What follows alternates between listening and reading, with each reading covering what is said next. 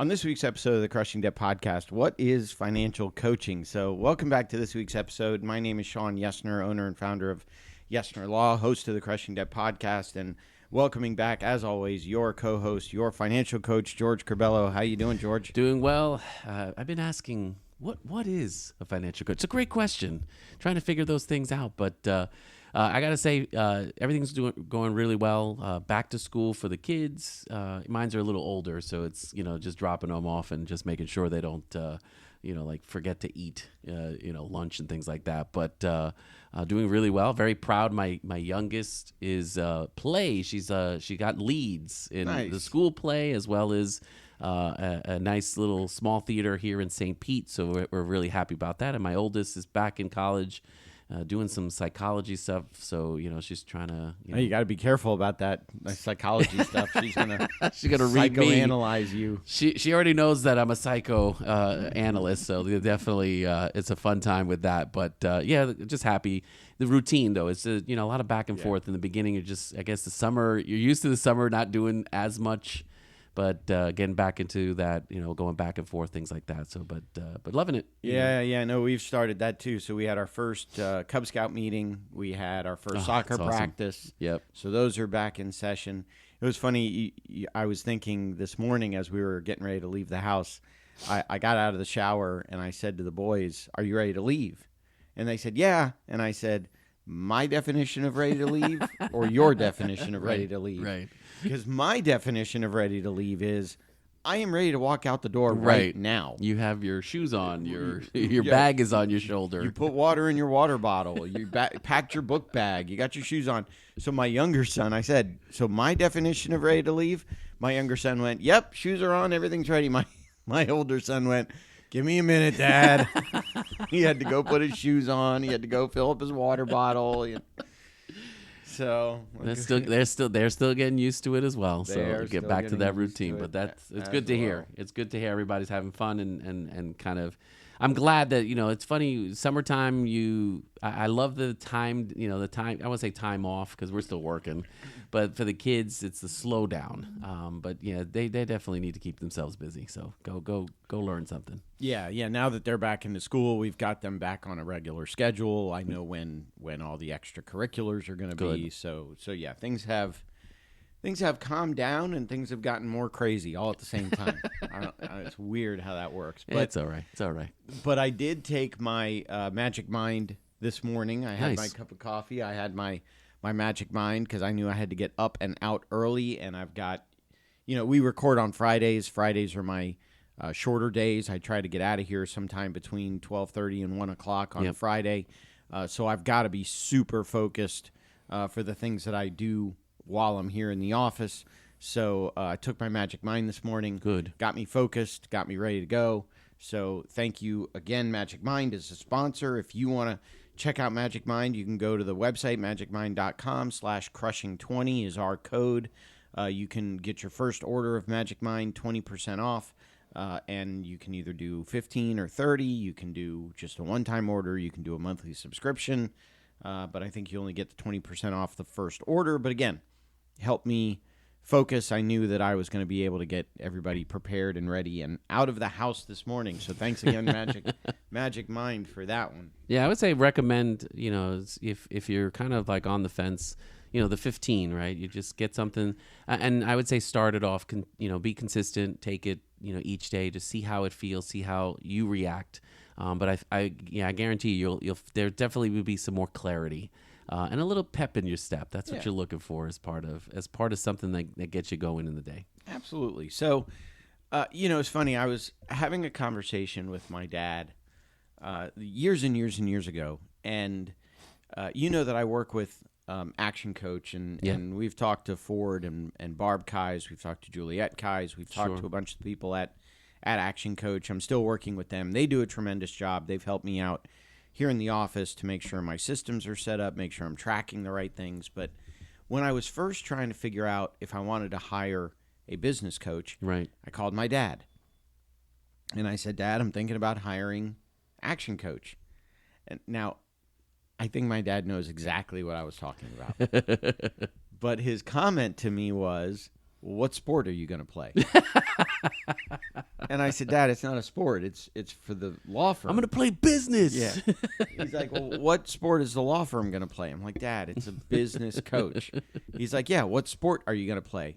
And so then I tried to be like, I said, okay, Dad, well, when you were running funny guy. When you were running your CPA practice, he said, yeah. I said, how did you know that you needed to hire somebody? He said, well, if I had more work than I could handle, I knew I needed to hire somebody. There you go. I said, how did you know when you needed to fire somebody? He said, if I didn't have enough work to keep him busy, I knew I had to fire him. If they were doing a bad job, I knew I needed to fire him. I said, how did you know what to track to know if you were making enough money? Right. He said, if I could afford to pay for you and Mom and your sister, I was making enough money. If not, I needed to make more money. You know, it was one of those things that... Simple. Yeah, my dad was a CPA, and he was a fantastic... He's retired now. He was a fantastic CPA, but I think he could have been an attorney, and I think my mom said to me that he was considering law school, and then I think she told him that she was pregnant with me, and that's when he said, well, then I've got to stick with me. Well, thanks, Shawn. Yeah. So, but anyway, I bring up that story because coaching has this, you know, it's we always talk about Michael Jordan had a coach. Absolutely. Tiger Woods has a swing coach. Absolutely. Tom Brady has a quarterback coach. You know, I have a business coach. Yep. So what the heck is a financial coach? So again, think of it like that, right? All of those. What are the coaches? What's the role that the coach, is there for? What is the purpose? It's really to fine tune. It's to notice the little things. It's to bring the best out of you. When it comes to again, it could be tennis, it could be sports is the easiest, right? When we talk about those kind of things, but your business coach, they're looking to get the best from you when it comes to your business. It's the same thing when we talk about financial coaching and money coach, again, synonymous with that. And a lot of it is we think we know what we know, right? When it comes to money, but yet most of the time when we talk to people, it's, oh man, I don't know what's happening with my money, or I don't know, I wish I knew how to invest or what investing is or any of those kind of things. It's all those questions. Well, it's like, okay, well, a financial coach can help to provide the education that's necessary to be able to get a little bit better understanding. But it's also then, what do we need to do to be able to develop those kind of healthier financial habits? Why am I spending more? A lot of times it's not just, I make more money, so I just spend it. There's something behind that. There's either a behavior, there's a trauma, there could be anything. There's a reason why you spend or why you save or why you invest the way you do. There's something behind it. My job is to really have you understand what that is so that you can make better decisions when it comes to the finances that you have on a month-to-month basis. Yeah, and I think there's some level of accountability there. Big time. I mean, that's what my business coach helps me with is the accountability of I've got to submit to him a weekly plan of here's what I want to accomplish this week. Here are the things I want to do this week. Same thing with so as a financial coach, it's creating the plan, right? The budget is your plan. How are you going to, what kind of money you're making? What are the expenses that you have for the month? Making sure that it kind of balances. It's kind of important that you don't have, more month at the end of the money than, money at the end of the month kind of thing, or the other way around. It's the other way around, but that's okay. But yeah, and the other thing too is understanding what goals do you want with your money. A lot of times we just make it, but don't really understand like, okay, well, what do you want to do with it? What is it? What are some of the goals that you have? It's easy to say, oh, I want to get out of debt. Okay, cool. To do what? What is the what's the ultimate goal? Oh, I want to retire. Okay, well, do you need $100 or do you need $1 million or do you what does retirement look like for you? Having a clear vision, having clear goals, that's another thing that you can work with a coach to really understand well, what is it that you want to get from the money you make? What is it that you want to get when it comes to the long term, when it comes to your money? What is it you want to do with it? And then the other thing too is understanding your why. Why do you work? Why do you make the money you do? Why do you spend it the way you do? And then again, why, if you're going to get out of debt or save for the goals or set these goals, what's going to keep you motivated? understanding those kind of things allow you to be able to really kind of move forward and set, and there's a clear vision, a clear direction with that. Now, you're not giving investment advice. No. So that's a great, like, what's the difference between a coach and an advisor? So your advisor can be a good coach, someone who can help you understand and educate, but they're still selling you products. I'm not selling you a product. I know the importance of investing. I know that there's, different vehicles for investing, but I will never tell you, hey, invest in Apple, invest in this, invest in that. Those are vehicles, right? And I will tell you, hey, invest. It's important to open an IRA. It's important to have a 401k when you're working for a corporate or a business. It's important to have those things, but I'm never going to tell you, hey, diversify and do this and manage. Like, I can answer those questions, but I'm not going to give you that advice because, again, I'm not in that position. That's who a financial advisor. I would turn to a financial advisor to really help you with some of that kind of information. Right. So, are there certifications? Are there? In other words, I guess anybody could really call themselves a financial coach. But are there? I know that Dave Ramsey has a program to teach financial coaches. Correct. I'm looking here. When I typed in "what is a financial coach" on the interwebs, Dave Ramsey is the first one that came up. He's the first, right? Exactly. Edward Jones. Yes. HBS.edu, financial courses online. Yes, the colleges. It's so if from a certification standpoint, you don't have to technically be certified. There are coaching certifications when we talk about being a coach. Because again, a business coach, financial coach, a health coach, what is a coach looking to do? They're trying to get the best out of you. And how do you do that? It's asking questions. It's listening. They're active listening in that scenario itself. The financial part is, again, the education. It's, we know we have to save, but how do we do it? There's different ways to do it, those kind of things. Investing, retirement, auto, loans, things like that. So just having an understanding. We always talk about, financial literacy, right? Financial education is important, but then, like, how do we apply that to my scenario? I can tell you it's great to save and you got to save and automate and all these kind of things. Well, as a coach, I can sit there with the client and have a personalized plan that allows you to be able to really understand your situation and go, okay, that's how I can save. Right. That's where I can have the money necessary to be able to start the investing or save for the next car or get out of debt, those kind of things as well. So a lot of times as a financial coach, it's that personal touch. Your financial advisor is going to be very specific to the products, to what they're selling, what they're giving you, the numbers. As a coach, I'm there to help with the setting up new habits and behaviors through the accountability, through the planning, to be able to actually have something that will actually work for you. And I think that's the big difference.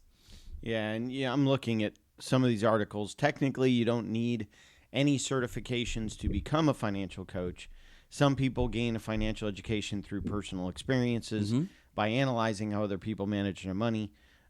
However, consumers can choose from many different types of financial coaches, and many of them have a type of certification. Correct. So it's a way to basically set yourself apart from Exactly. And I know we've had guests on the show that in their bios it's so and so is a financial coach because they went through this bad thing and they got themselves out of it, and they're teaching other people how to get themselves out of it. So they are now a financial coach.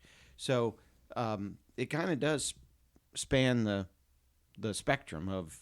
Some people have just real life experience. Correct. Some people have certifications. Some people it's a combination of the two. Correct. And for me, that it was part of the experience. I mean, I worked for corporate America, and my focus. I was a manager, and so there was a lot of coaching specific to career, right? So putting a lot of that, asking questions, understanding what people's needs are, and then helping for them to put a plan. Because at the end of the day. Even Michael Jordan, he has a coach. The coach is not on the court. He's, Michael's doing it. He's doing all the work itself. I'm the same way. I'm giving you the tools. I'm giving you ideas. I'm giving you options. A lot of times we get into those situations where we think like this is the only option, right? Like bankruptcy is the only option, right? Right, Shawn?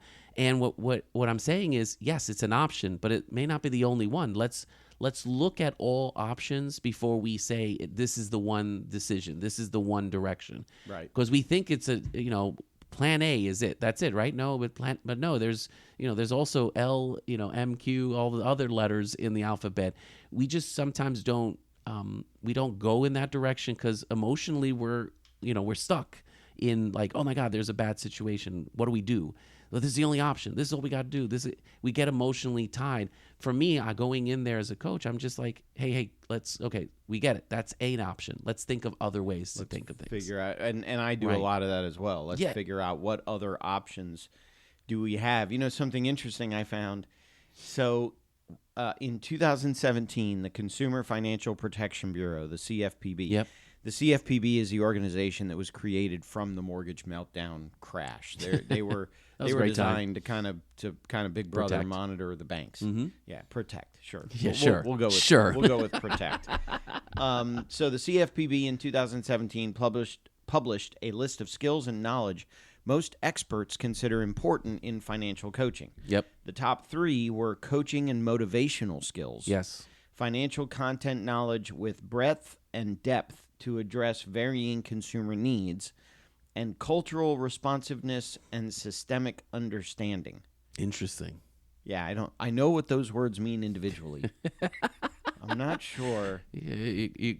But again, motivation. And notice none of these are numbers, right? None of these are going to be you want to focus on like the behaviors. You want to focus on what's got us into this situation itself. It's a lot of times it's not like, well, the credit card, it didn't swipe itself, right?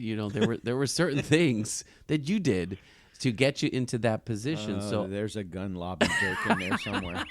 Credit cards don't run up debt. Exactly. People run Run debt. up the debt. Exactly. Hey, by all means, that's what I'm saying. But this is where, again, personal responsibility, having the accountability. But a lot of times we just think we're just, we're either victims of the situation, or we feel like I've heard too many times, I'm too stupid. I'm so dumb. I don't know how that is. I get people that come in here probably once or twice a week. I have to tell a potential client, stop beating yourself up. Right. And that's huge. I think a lot of times we feel like it's our fault and there was nothing they could have done. They don't understand. And you get to that point where it's you're constantly beating yourself up. There's no patience in what you do, what you think. And they just think like, yep, I'm never going to be able to, I'm so stupid, I'm never going to be able to do this. Well, it goes with our episode from last week about, what lessons would you take away from your past self? Yeah. Just learn from your mistakes. Correct. Don't repeat them. Try not to repeat them. And that's a lot of times too, when you talk about the options, right? Okay, I get out of debt. Well, like, how do I make sure I don't get back into debt? If I'm taking a consolidated loan or doing a loan to try to eliminate or reduce some of the burden of the debts that we have, how do we make sure we don't run them up again? If again I go bankruptcy and we do that, how do I make sure I don't do it again? Those are the things you want to understand, so that we're not having to repeat the history as well. Yeah, I had a client come in yesterday who was a repeat client, and we were joking about it. Sure. But still, he's like, dude, I can't believe I have to come see you again. I said, yeah, I mean, I don't want to beat anybody up. I don't want anybody to think they're doing a bad job. But yeah, I mean, the practical nature of my business, I don't get a lot of repeat clients.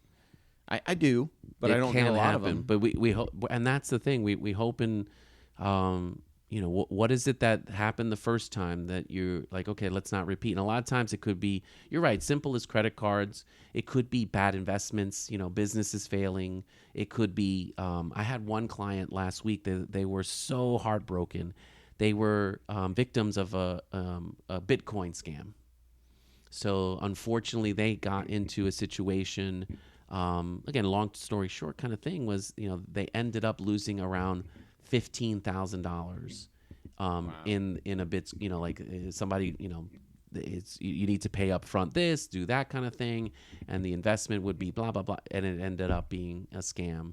and they're still recovering from that. But they were always good with their bills, right? They was always good with how they were managing money, and then they ended up like, oh my goodness, like we're gonna have to file bankruptcy, and I'm like, okay, well, again, none of the bills are behind, Right. but the first instinct is like, we lost a ton of money. It hurts, but we have to kind of like, okay, let's breathe, calm down, let's understand, back. and then let's see the situation. Like, when's the next paycheck coming in? Let's understand what we need to do. Are we going to be far behind on the bills? Then we can talk about what options.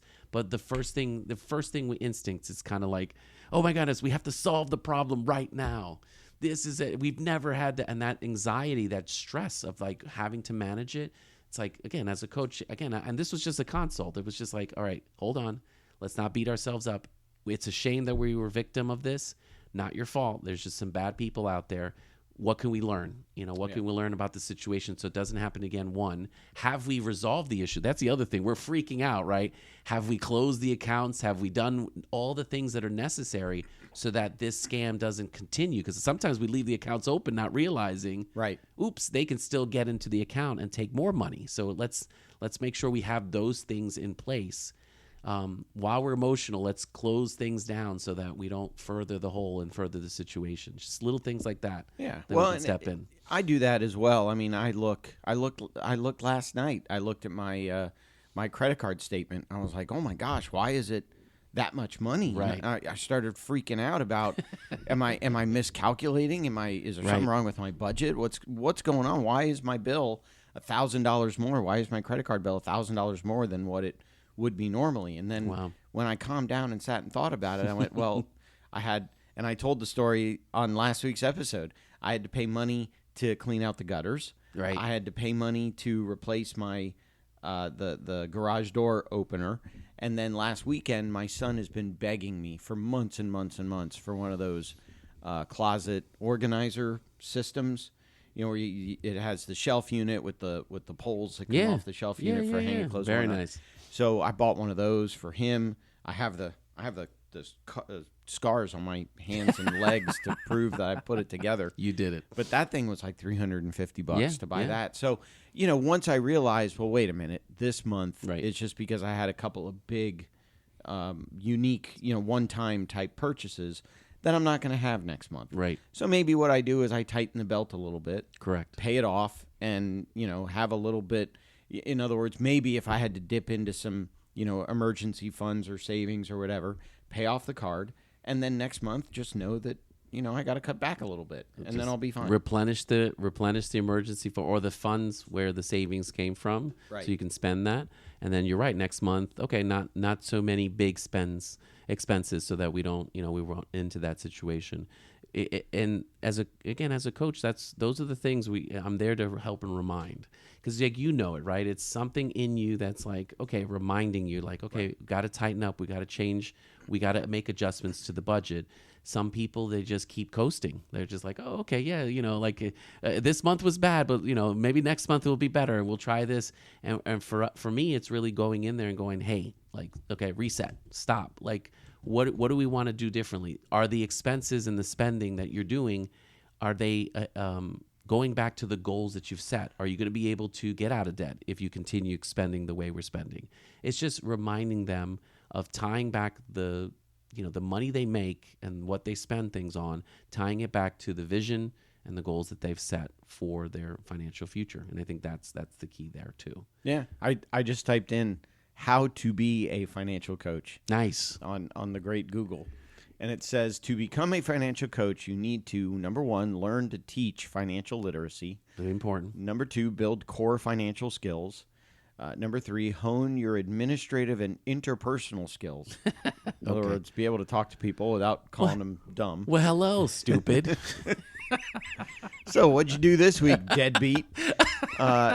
Number 4, consider financial coaching certifications. Yes. Number 5, define your niche and ideal coaching client. Absolutely. Number 6, leverage your experience. Number 7, create a website. Number 8, choose a coaching platform. Number 9, highlight your value and expertise. And what's kind of interesting to me here is that replace financial coach with whatever. Yeah.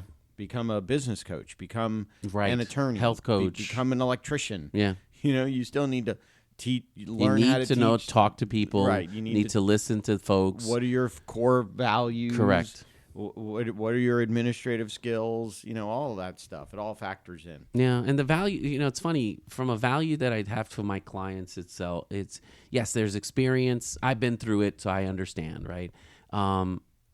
There's different methods, and I try to respect, what it is that the client is looking into. But again, a personalized guidance. It's someone who can hold you accountable to your goals, to your plan, to what it is that you're trying to do. It ain't mine.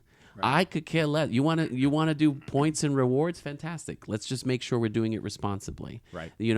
My job is not to tell you what to do. It's really to help guide you through what it is that you're trying to do and accomplish there. For me, the other thing too is the habits. Just like going to the gym, eating healthier, things like that. We need to identify what's keeping you in the position that you're at, and then understanding what new habits do we need to. So again, I've never saved in my life. Great. Let's start with $5. Let's start with something. Let's automate. Let's put the habits in, put something new in place that's easy to accomplish that you can then build on. It's building those types of behaviors, because again, I've had 50-year-olds who are like, I've never done this and I've never these. Great. Now we have to battle 50 years of how you don't want to do it, and we're going to try to fix that in 2 weeks. It takes time. Yeah. You have to build that foundation. I tell people all the time, it's uncommon to get into a lot of debt quickly. Yeah. Maybe you lose your job, maybe you get a divorce, maybe you have a There's some kind instances. of medical or accident. Absolutely. But typically you get yourself into debt over time. And so it's equally as hard to get yourself out of debt quickly. It's going to take some time. Absolutely. Which is where I think coaching provides that accountability, that co-pilot. Yeah. Right, and that's being that partner to help you guide, because the hard part in all this is, you're right. I think most of us, when we get into these situations, we're still looking for the quick fix. We're still looking like, I could just do this real quick with a loan, right? Or I can shift it around, get a lower interest rate. Once again, it's the cards and the interest rates and things like that. Most of the time, they're not the things that got you into the debt, right? It's we did something, we accumulated, we bought. That Sea-Doo you had, or that boat you look at. Was that the right financial decision at that time? Maybe, but if we're still paying for it 10 years in the future, and we're not making the accomplishments, or we're not making the progress that we expected us to have, that's where I would say I'll step in to kind of help get that new vision, get that new focus for you for that. Well, and I know, one of the things I appreciate about you is that you value other perspectives. You don't see other people as competition necessarily. And so, obviously, if you're listening to this show and you have some questions, I would absolutely suggest that you contact George. We've had other financial coaches on the show. Absolutely. And you're welcome to reach out to them, and varying opinions and varying approaches and varying styles. But obviously, I would also very highly suggest George as well. Mm-hmm. I always for me, the niche, right? I focus on the couples, that feel like they're both, working, hardworking. They've got hours. They may have second jobs to try to make ends meet.